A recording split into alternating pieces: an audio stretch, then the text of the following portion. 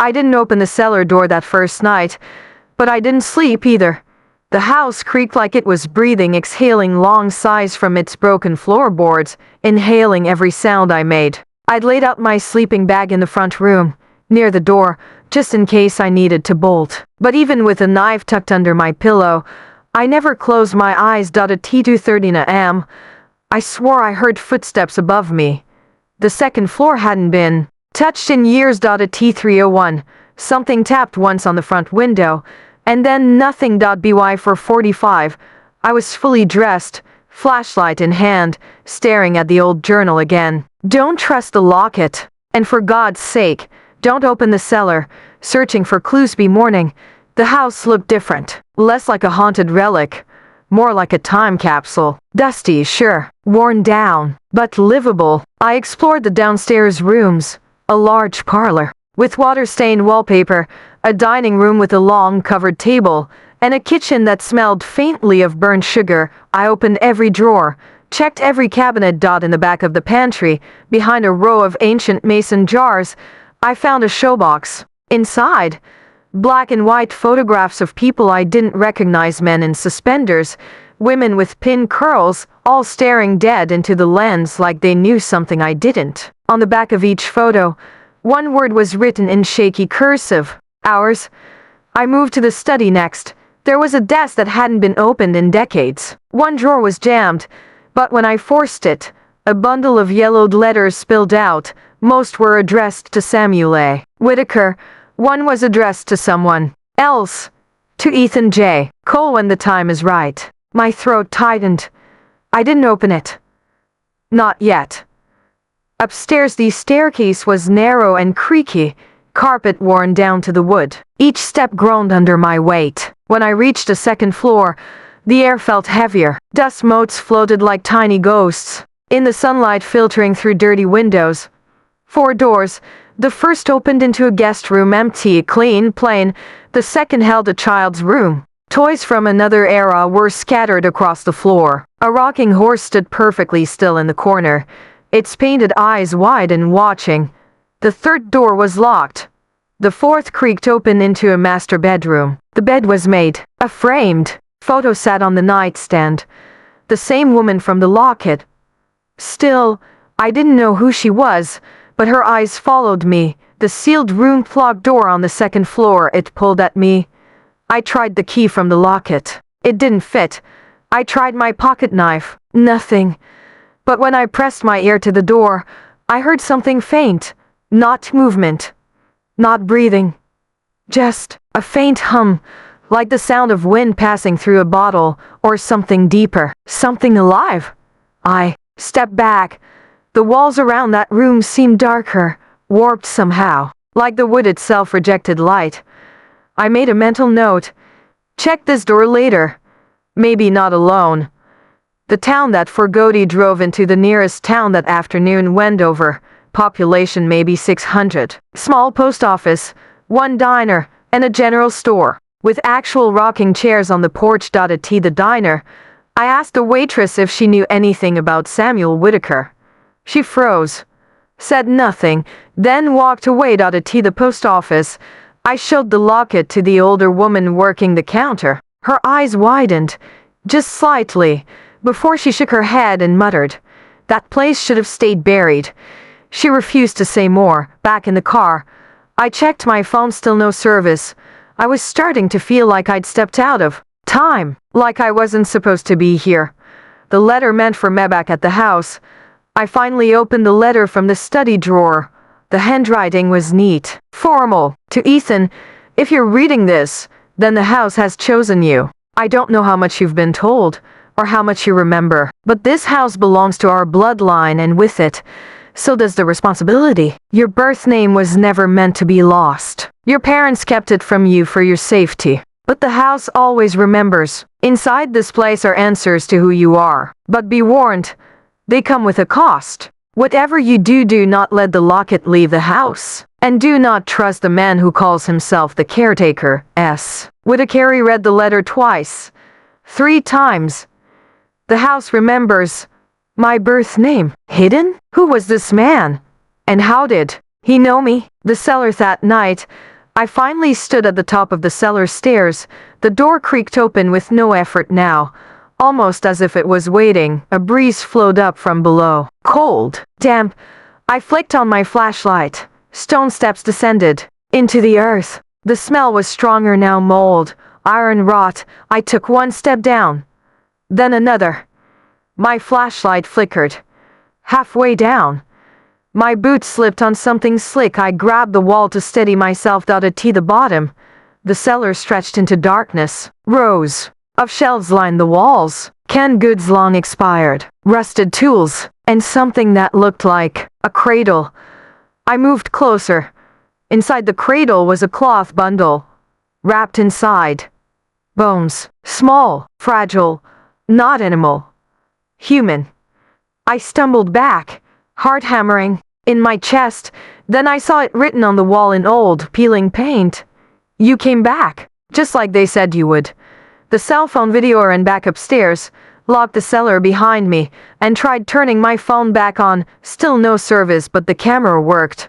I scanned the cradle again, this time recording everything. ASI panned the flashlight across the cellar walls. Something flickered, something in the corner. A face? I stopped recording, heart pounding, and replayed the footage. The video showed me exactly what I saw, except at the 42-second mark. The screen glitched, and a whisper echoed through my headphones. You're next, Ethan. My name in a voice I didn't recognize. Upstairs, I couldn't breathe. I needed answers. I walked through the hallway again, flashlight trembling. Then I saw it.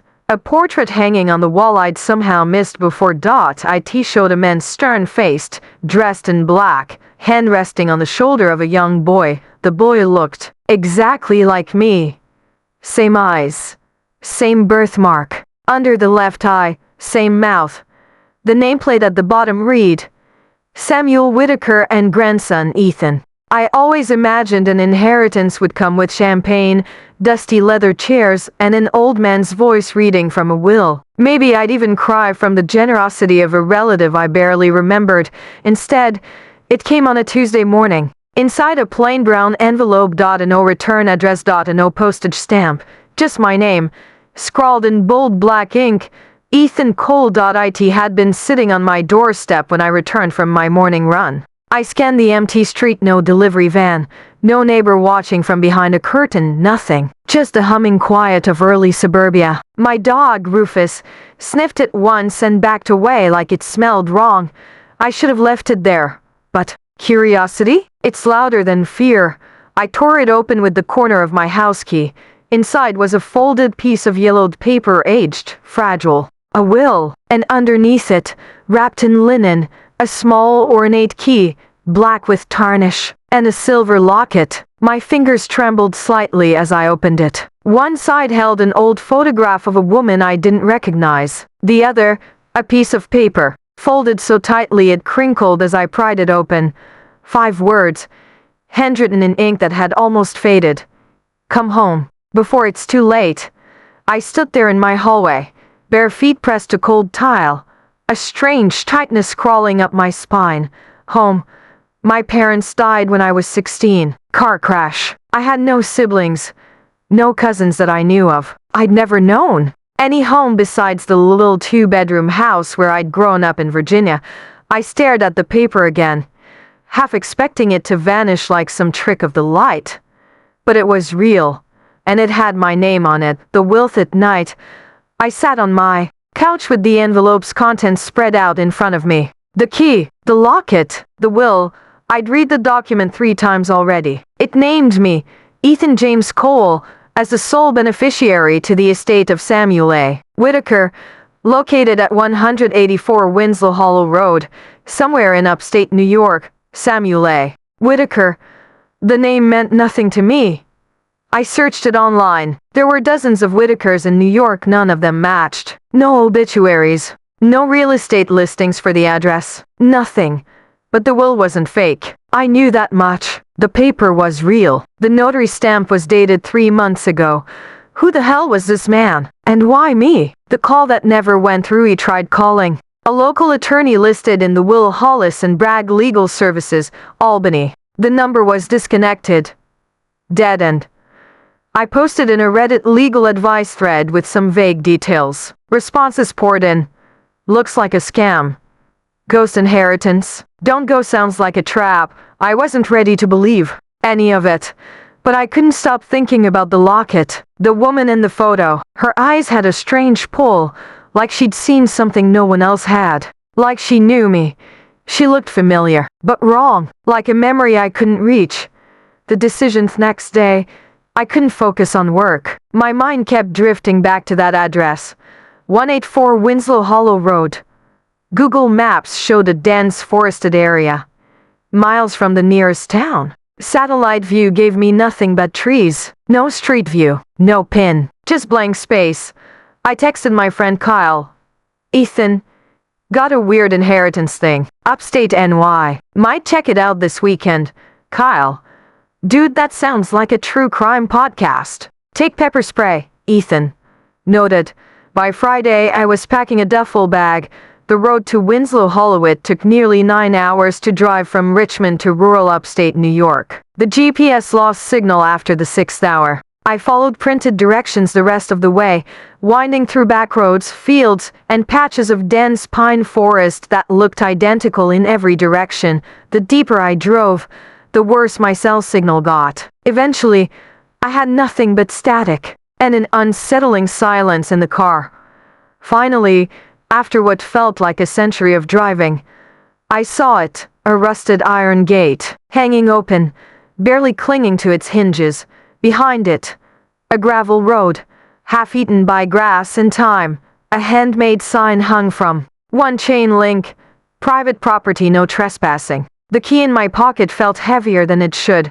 I pulled forward slowly, tires crunching over gravel, heart racing like I was trespassing on my own story. The house at the end of the path stood, a large, weather-beaten house, 3 stories high, with black shutters, cracked windows, and ivy climbing the side like fingers. Its paint was faded, its silence oppressive. This was no warm inheritance. This was a forgotten memory, a buried place, a house that didn't want to be found. As I stepped onto the front porch, the wood groaned under my weight. The doorknob was cold. I pulled out the key and fit it into the lock. It turned with a click. I hesitated, then pushed the door open. The smell hit me first. Dust, wood rot, and something else. Something metallic.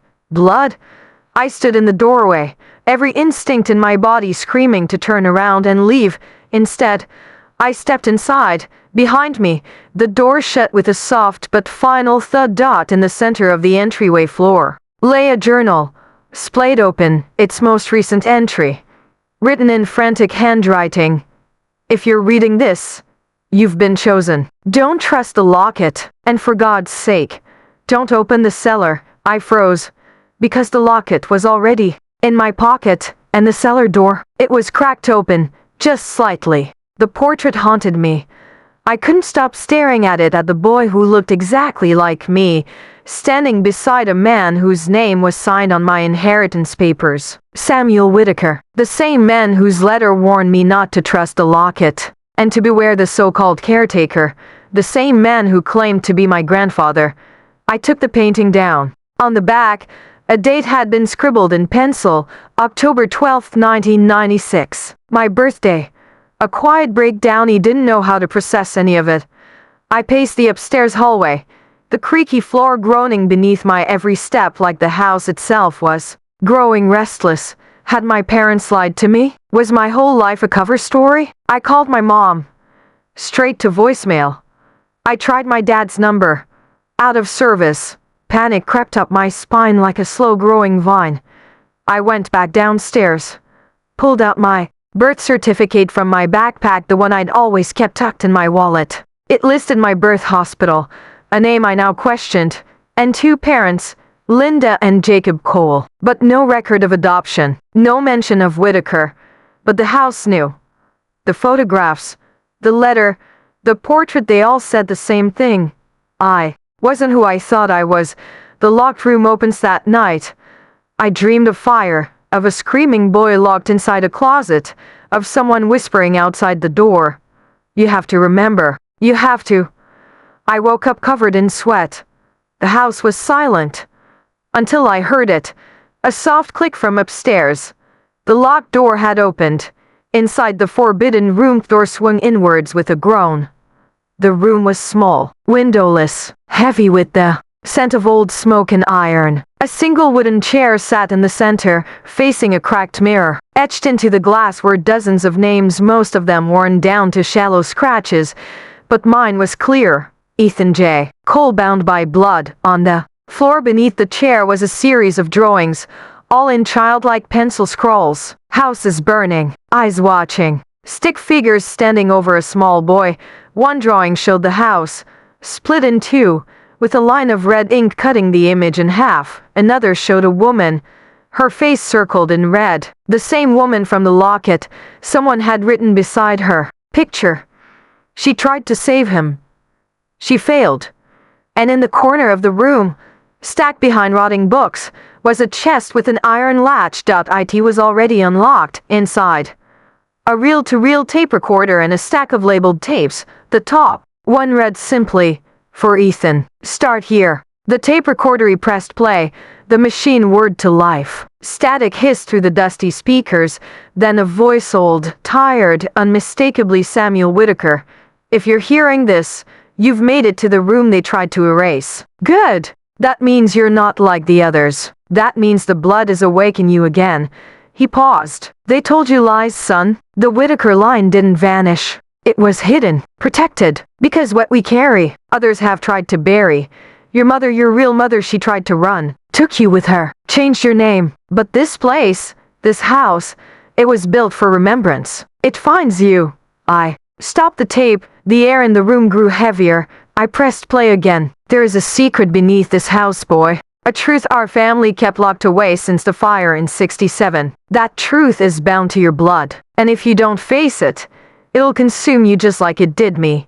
Beware the caretaker. If he finds you before the house fully accepts you, he'll finish what he started all those years ago." The tape clicked off.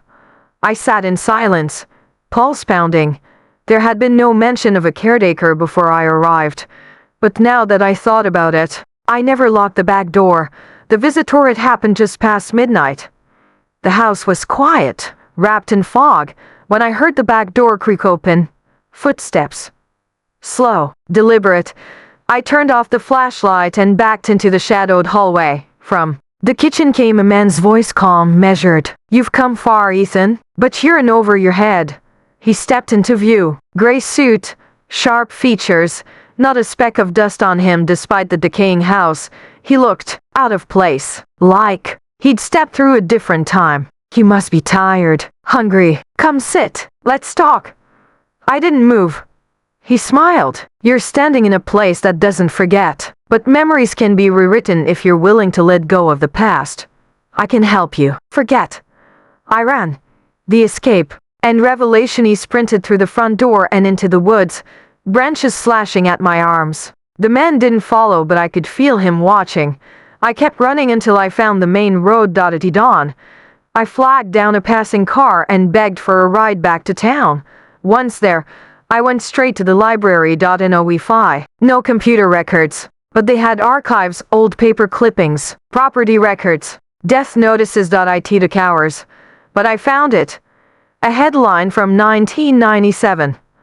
"Local woman and infant son presumed dead in Whitaker estate fire.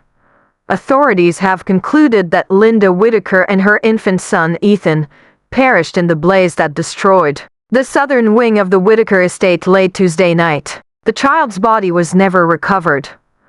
Linda Whitaker. Not Linda Cole. The woman who raised me had changed her name. To protect me. Back at the house, I replayed the tape again and kept listening past the end. Another voice came through, a woman's voice, soft, frantic. "Ethan, if you ever hear this, I'm sorry. I tried to keep you away, but you came back. That means it started again. Don't trust the man in gray. Don't let him touch the locket. And whatever happens, never open the mirror." The mirror. I turned toward the hallway. The end of it, Right outside the forbidden room was a full-length mirror I hadn't noticed before, and in it, for a split second, I saw someone standing behind me, but when I turned, no one was there. The mirror was still. I stared into it for what felt like hours, waiting for anything to move again. But the hallway behind me remained empty. My reflection was normal, still mine, and yet, that glimpse, that shape behind me was burned into my mind like a brand. I stepped closer.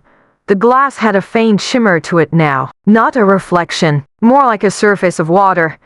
And as I touched it, a cold jolt shot through my hand. Not imaginary, real, alive.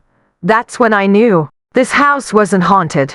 It was watching, the key that didn't belong back in the secret room. I searched through the tapes and journals for answers. One diary, older than the rest, belonged to Margaret Whitaker, Samuel's wife. In her final entry, she wrote, "We were warned not to open the passage, but Samuel's obsession with the bloodline was stronger than his fear. He swore the child would fix it, that he could contain what's underneath. But it only grows stronger the more we forget. If Ethan ever returns, he must never find the red key." I froze. There'd been another compartment in the iron chest. I pried it open, and there it was. A blood-red key tied to a length of black ribbon. On it, etched in ornate script, "Only when memory fails." The key was warm to the touch, and I had no idea what it opened. The man in gray returns that evening. I barricaded the doors. Not that it mattered. He still got in.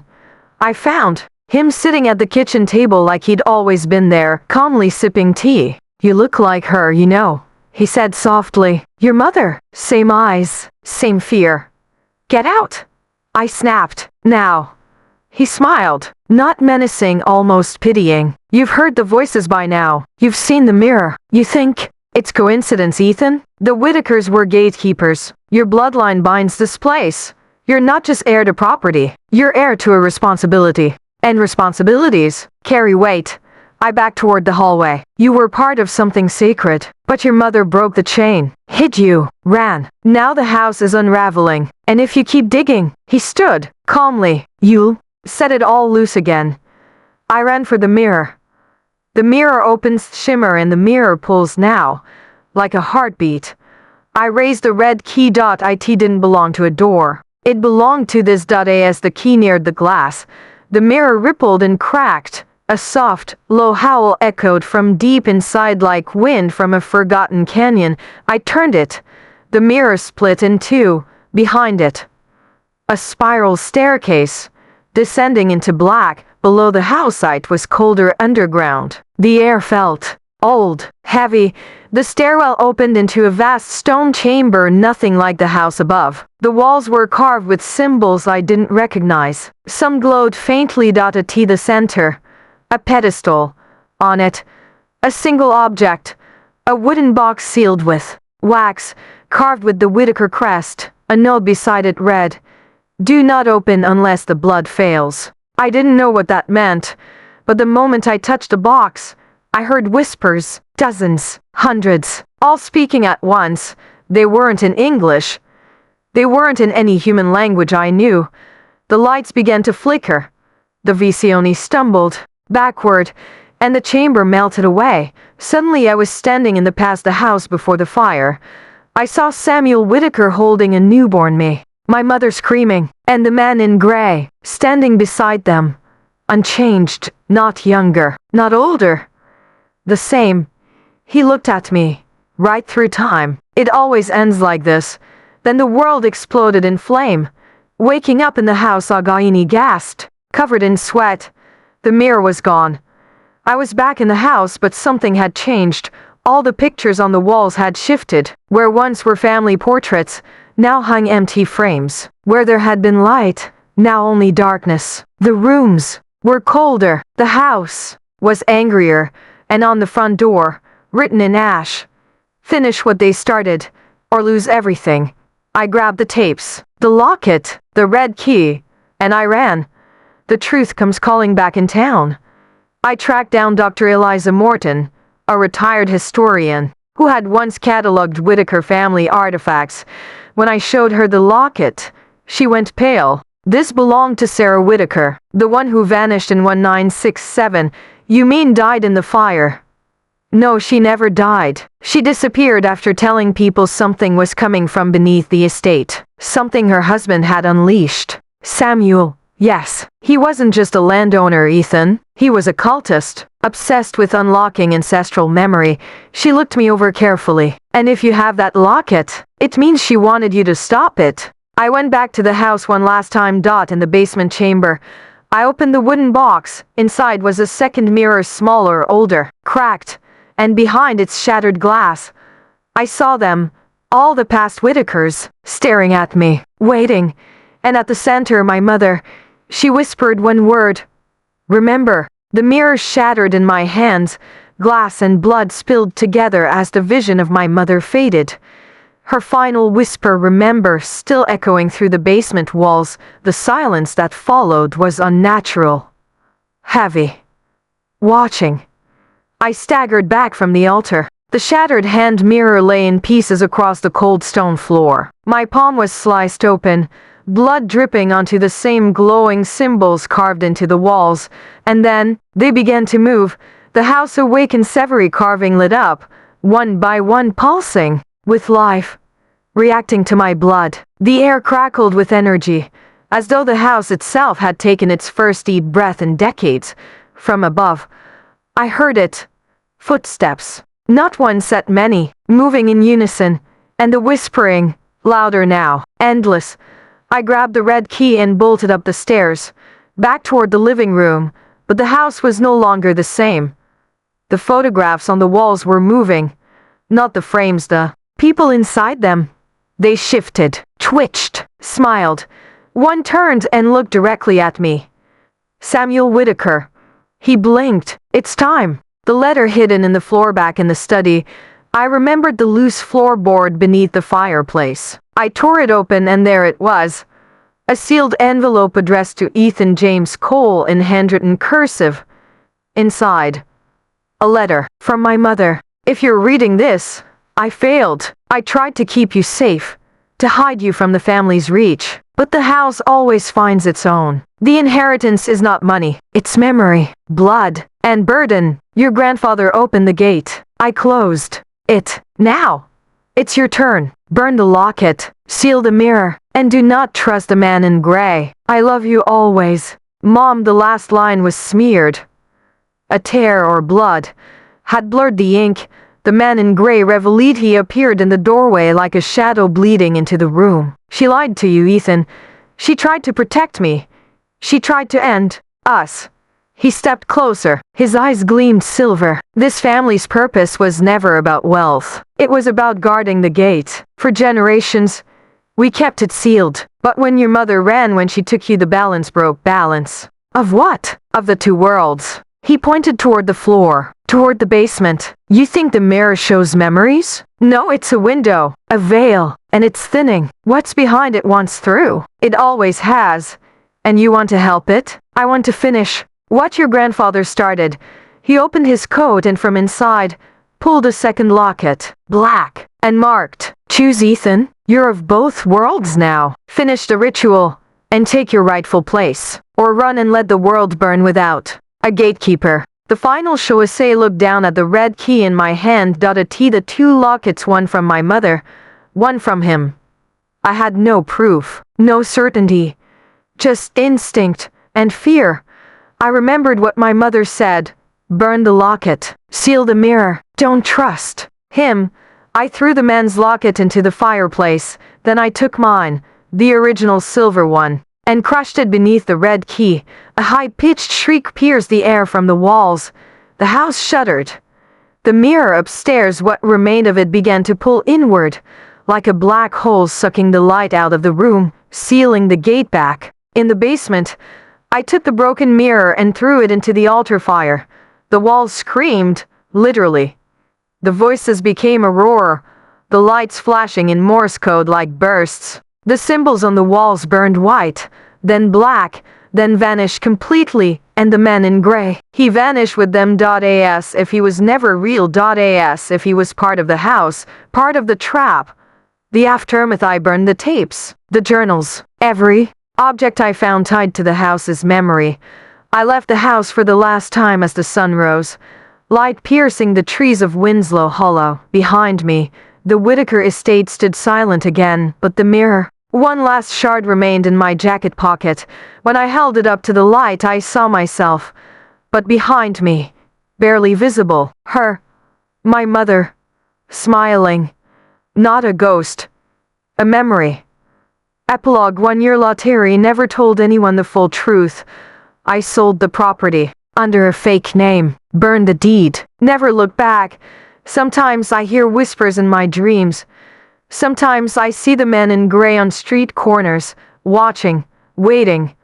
But the mirror is gone, the gate is closed, and I finally understand what my mother meant. The inheritance wasn't money. It was responsibility. And for now, I've kept the world safe.